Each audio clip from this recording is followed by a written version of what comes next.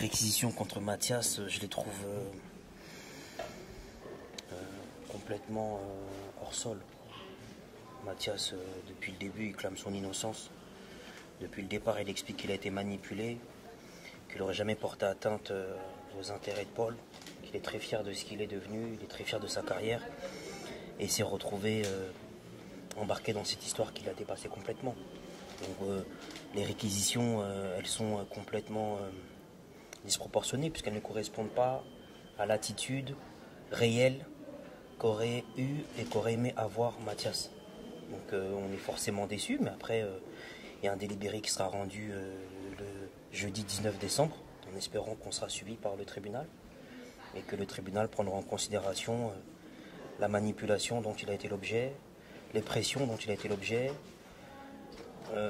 la peur qu'il habitait, la peur qui a été une réalité sur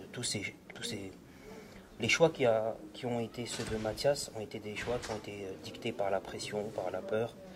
C'était pas un consentement, on n'était pas sur une vision claire, nette et précise. On était sur des décisions qui étaient prises dans l'urgence et dans un contexte extrêmement violent.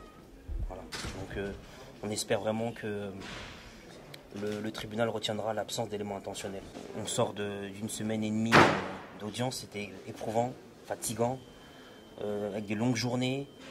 On n'a pas été épargné sur la durée des débats, des échanges.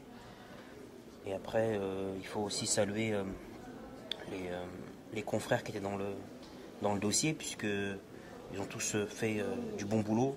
On a eu droit à des belles plaidoiries, on a eu droit à des réquisitions qui étaient aussi dans l'ensemble bien présentées, même si on n'est pas d'accord sur le fond. Sur la forme, on peut saluer aussi le travail qui a été fait par le parquet. Dans l'ensemble, c'était une bonne audience, mais c'était pas facile parce que humainement parlant, c'est pesant. On est en pleine déchirure.